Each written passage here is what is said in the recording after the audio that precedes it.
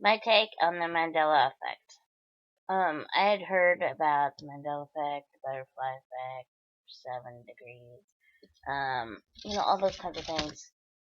But I clumped them together and figured, well, it's a nice movie to watch at some point when you get around to it, or it'll be an interesting book or whatever.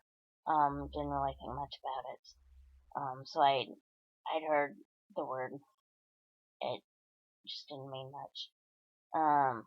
I'd noticed the Bernstein Bears. At some point in time, I had noticed the E had changed to an A. But I explained it away. Um, I figured that the second generation had taken over the family business, and the weight of the politically correct, white privilege, white guilt, was too heavy for the second generation to carry. And so they had changed the E that sounded too European to an A to make it sound more American, bland, vanilla kind of thing. I figured it was just a separation from Europe and just softening it. I had noticed in the grocery stores at some point in time that products were looking different, but I explained that away. We've got different competition, seasonal changes, movie releases. Um, Products normally get changed, and the packaging foregrounds and backgrounds and things, logos, um, normally change. So you don't really think about it going up and down the aisles. The point here is to realize that anyone with a normal and a full life, they're not going to go back and look up history or the lack of a history regarding insignificant changes. You've got stuff to do. You've got a life to live. Um, if if Jiffy Peanut Butter wants to be called Jif now, um, it's peanut butter in a jar. Um, if they want to go through the legality of a brand name change, why do I care? It's peanut butter in a jar. You just kind of put it in the grocery cart and keep moving on. I normally work the evening shift.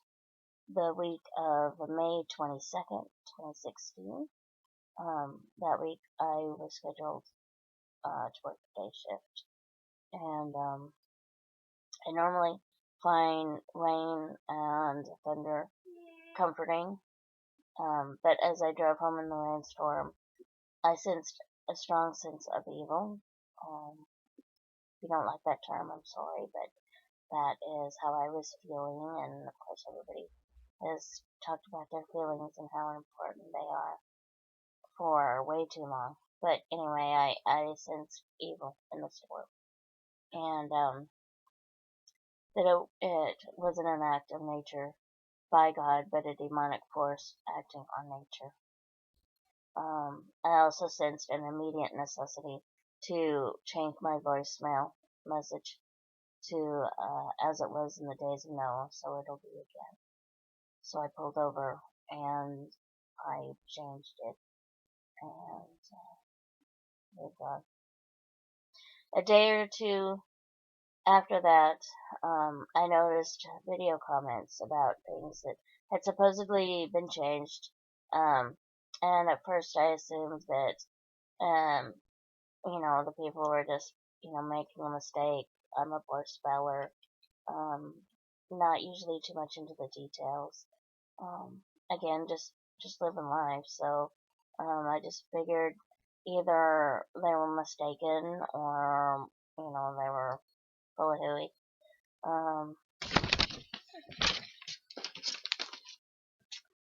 On Wednesday the 25th, this new reality hit me. I was overwhelmed by the evidence that this wasn't a mistake or a prank of some kind. People were dead serious. It blew me away. they were dead serious when they would say sex and the city. Like, they were serious. Like, it had always been that way. They were dead serious when they said, he will come. Yeah, he will come. People were dead serious when they said that men and women have the same number of ribs and that the cage is uh, normally as high, um, as high as it is. What woke me up, in that 24-hour period, um, was not just the sincerity of those odd reactions. Um, today, so that so many things had obviously been changed, but these, um, there were personal things in my home.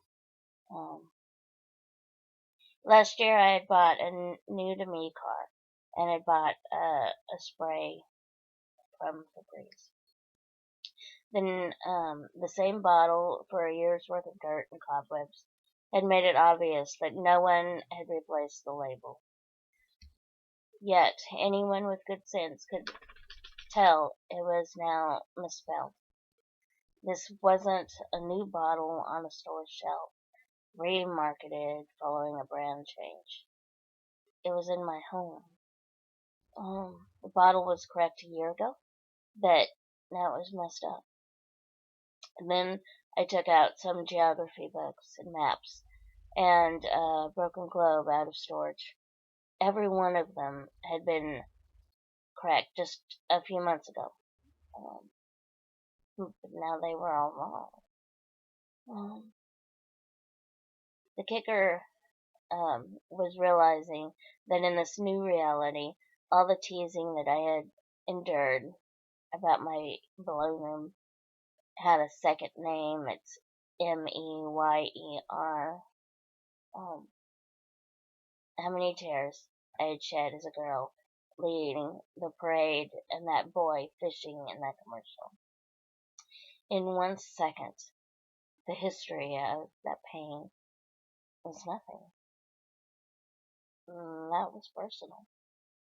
So these things had come into my home, changed things in my home, and now my own personal history.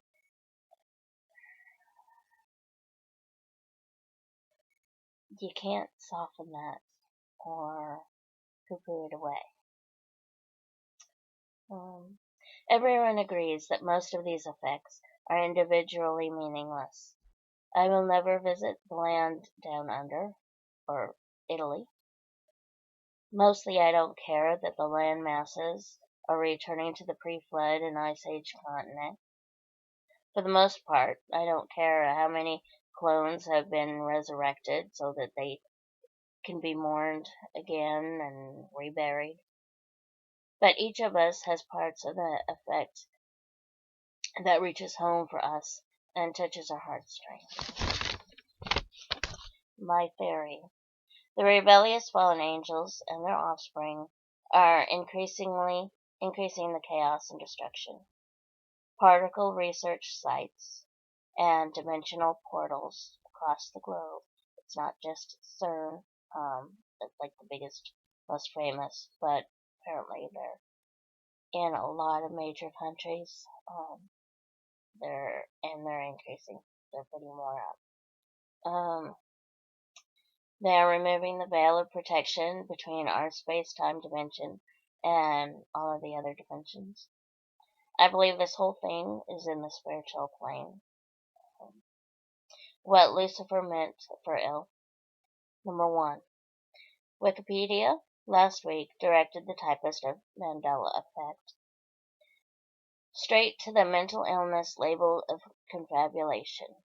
This week it has its own page, though with the same smug condescension.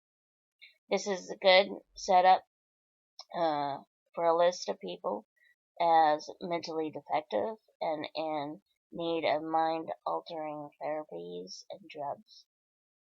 That's pretty scary. fostering mental confusion, disillusionment, lack of trust in people, lack of trust in universal absolute governing truths, increasing pessimism and apathy. Just throw in the towel, right?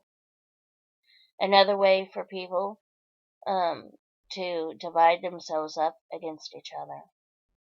There appears to be many who are Judeo-Christian walking in a relationship with their Creator, who claim the opposite blue pill, red pill debate as a deception from Satan, pointing fingers that you should get right with God and repent from your deception accomplishes nothing but bread and circus distractions and demonic entertainment. It's not going to benefit anyone to say, well, you remember, well, no, it's always been. Um, that's a distraction. It's not going to get anybody anywhere. But God can redeem.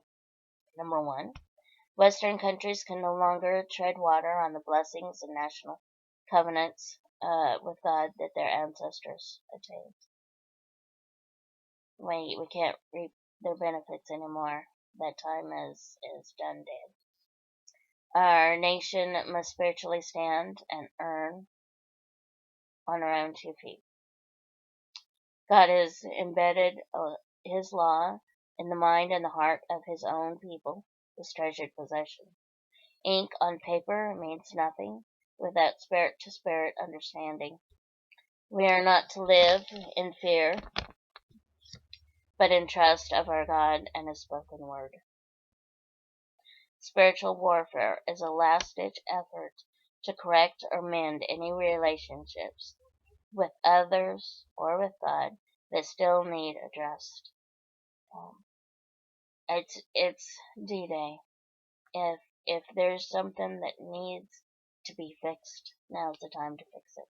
You can't say, well, I'll get around to it in 5 or 10 years. I'll wait till they're older. I'll wait till they're younger. I'll wait till, they're in the home. I'll wait till they're out of the home. If you've got business that needs to be taken care of, especially at the spiritual dimension, the spiritual realm, um, this is the last grace. This is the last time to take care of the things that need taken care of. I think that is the best part of this Mandela effect. It isn't going ooh ah.